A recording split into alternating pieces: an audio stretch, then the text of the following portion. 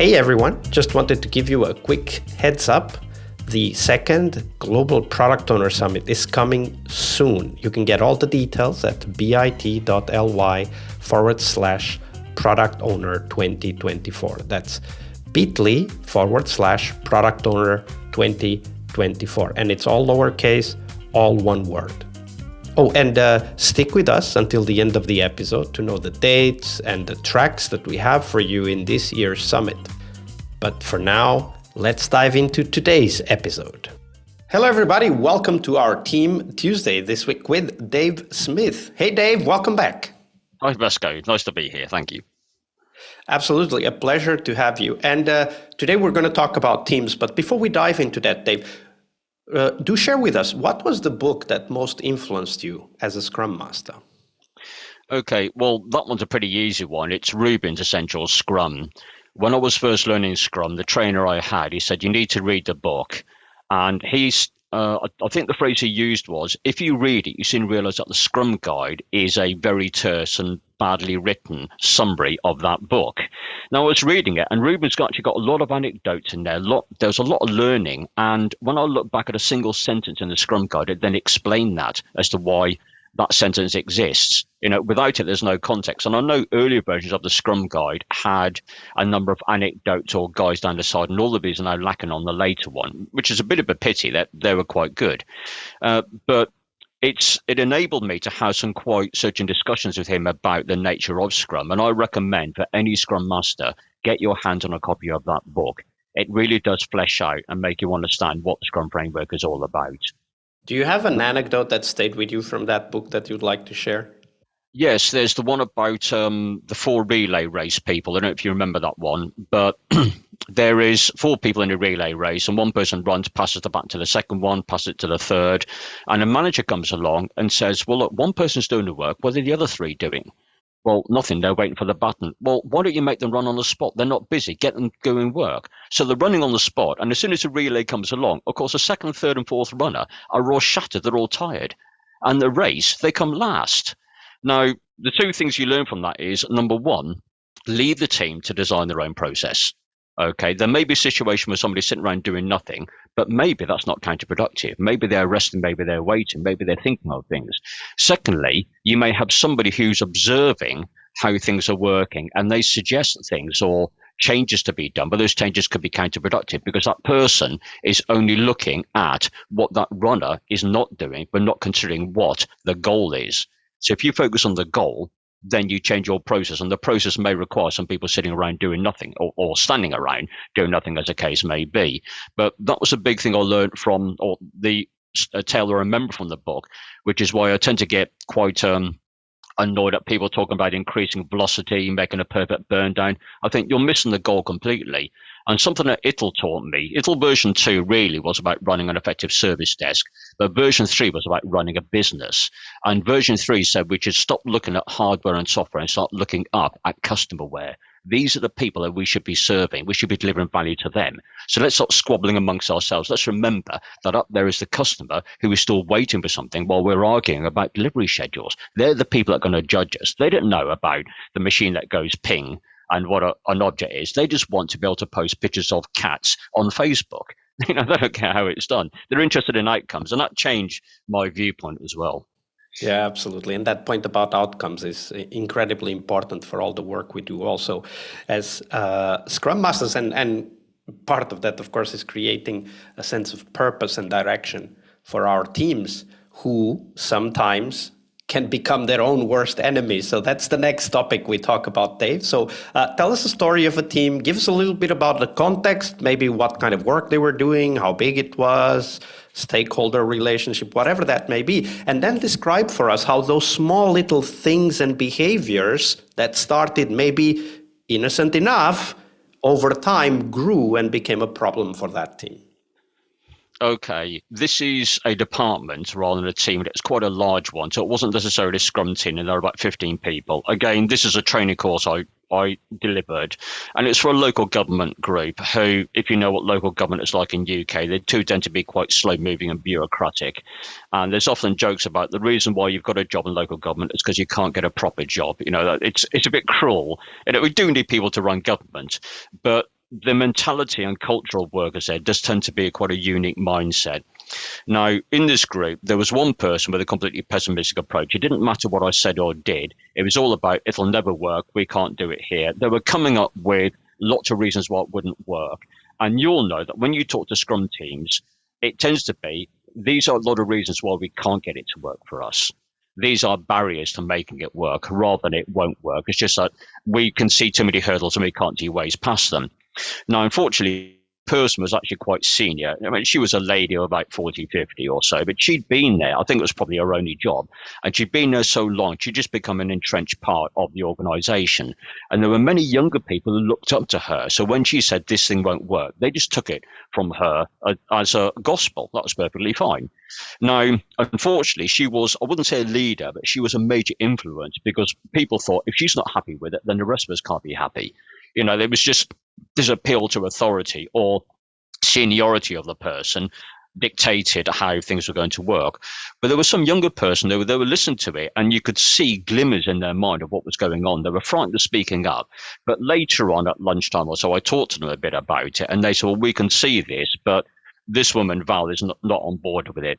Okay, but what can you do outside of Val? You know, is there anything you do that doesn't involve Val that you can use? And they start to see ways around this. Now, I also believe that's the way in which agility appears in an organization. Many people talk about it needs to start from the top down. All the leadership, all the management, everybody on top need to be involved with it, and it needs to cascade down. I don't firmly believe that. I think you can go into one group and they could probably try and do a lot of that in isolation. If you can just change hearts and minds that way, they start doing things that way, irrespective of what's around them. They don't do it because upper management have dictated them they should do it that way. They do it that way because they see the benefit of it. You start to do it that way. Now, I saw this with a younger group. A few of them are quite interested, and a few people took on these ideas. Now, the session was 3 days long, and I could see on day one some people getting quite weary of it and pessimistic because they loved listening to it. They thought it was great, but they couldn't do it because of what Val said. That wasn't her name, by the way. Then in the second session, that's when I had lunch with a few of the younger ones, or I started moving around and talking to other people outside away from her. And I saw that some people were actually on board with this.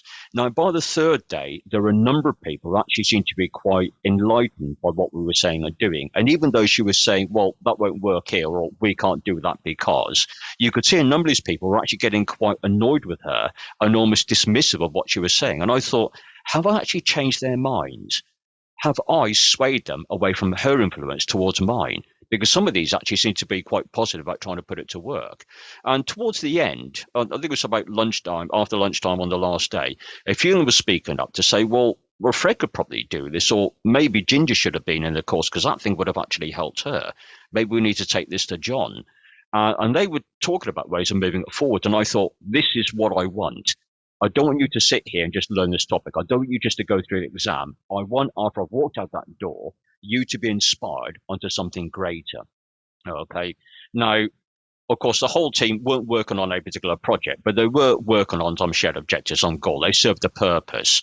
And I wonder just how many innovations or improvement opportunities have been killed underwater because of one senior figure there, or one person who apparently had seniority, gave it the thumbs down, and then it just died dead. Now, I also felt the same in a previous job where I had, because I mentioned I used to do the course setups, and I set them up in a certain way, and the work got too much for me, so I hired an assistant, Andy. And Andy, I showed him how to do the job and what to do. And at some point, he said he saw a better way of doing it. He came up with a different process, and he explained it to me. And I thought, well, no, that wouldn't work. And then something happened a week or so later when I had to delegate the work to him. And I said, well, you just go off and do that. And he came back and he said, I've done it, but I use my setup. And I said, okay, show me. So he showed me the setup. And we talked about pros and cons. And of course, some things I said, well, it won't work in this circumstance. And he said, well, yeah, but your setup wouldn't work in that way anyway. We have to do something different. And I thought, I'm looking at the 20% where it doesn't work. I'm ignoring the 80% where it does. But actually, he's right. Now, that taught me two things. Number one, I'm glad he didn't listen to me. I'm glad he didn't take on board, and he was determined to prove that it worked. And he did. So he did an experiment and he proved to me. And he had the courage of doing that. And I thought maybe that's a good thing that he risked my ire by not listening to me, but he did it. And number two, it told me that maybe I'd become too jaded. Maybe I'd become a Val. Maybe I'd become a person who didn't listen to any improvement opportunities and killed them stone in the water. And I thought, right, at this point, I run the risk of holding him back. The only thing I can do is step down and give him my job. And that's when I then moved into training. And he became the new person to take over from me. And the systems he created were in use for, I think about the next 6-8 years after. But it was nice. And that kind of attitude also shows where the motivation is within the team. So when we find someone that maybe wants to do some of the work that we're doing and maybe even share ideas of how to do it, I think we should give them not only the opportunity, but actually give them support and say, let's do it. And, you lead and I'll help as much as I can. And let's try it out, right? Because at the end of the day, that kind of attitude is what we want to have in our Scrum teams, the ability to take on new approaches, the ability to try different things in order to achieve a specific purpose. And that people already want to do some things in a different way. That shows already an existing and powerful motivation force that will definitely bring others along. Like you said from your training, right? Even though there was one senior person who was skeptical, there were others who were able to see the power of the ideas and were already thinking how they could help others with those ideas. Yes. And actually, when we're talking about books, I did have another book in mind, just to go back to your first question. Jonathan Livingston Seagull. Have you ever read the book? I think I have. I don't think I've read it with that title because I probably read it in Portuguese. But yeah, definitely. And a great book it is. Yes, and it's, I mean, anybody listening, and I recommend you read the book, but I remember reading it as a child, and then years later I read it as an adult, and I started to see things in there that you didn't see as a child. And the big thing for me was he was told by people, don't fly too fast, don't do this, don't do that, you'll get in trouble with the authorities. But he didn't listen to them and he persevered. And then he elevated himself outside of them, and then he came across another group of people that already elevated himself. So there were two things there. Number one was not being held back by people, but number two, when you do lose sight of the shore, when you do sail off, you then come across other shores where they welcome you and there are other sailors there, and then you suddenly become vindicated, don't you? You suddenly think, yes, I was right all this time. And that for me, I mean, that lesson stuck with me about you don't find new lands if you're frightened of leaving these shores, but you have got to build your boat and go despite what people say to try and hold you back. It won't work for us. Well, how do you get it to work for you? And actually, that's a great tip for us is maybe even a question we can add to our one-on-ones script, which is there something in the organization, the team, or the process that you feel is holding you back? Because that is already a point of inspiration and wanting to go further that is within people. Like, we don't need to put it there. It's already there if they feel that something is holding them back. And then we can work with them to overcome that difficulty, whatever that might be, and give people also kind of a first-hand understanding of what shared leadership is, because that's what these people end up being, leaders through their actions.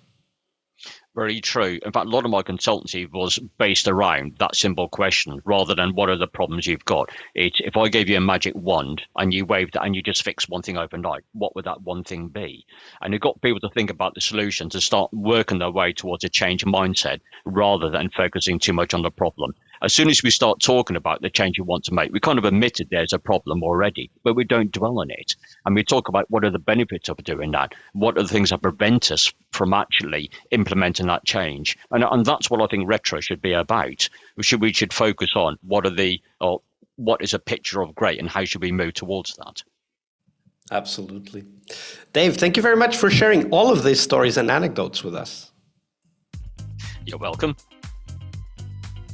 Hi there, Agile friends. Thank you for sticking around and listening to the details of the Product Owner Summit, this year's global summit dedicated to a critical Scrum role, the Product Owner role, of course.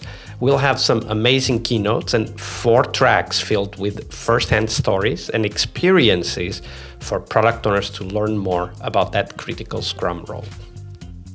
The summit will take place between April 23rd and 25th, so book your calendars. There will be loads of sessions for you to attend.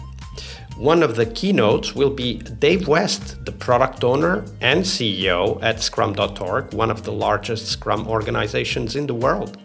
If you want to know more, check out the details at bit.ly/product owner 2024. That's all one word, all lowercase, bit.ly/product owner 2024.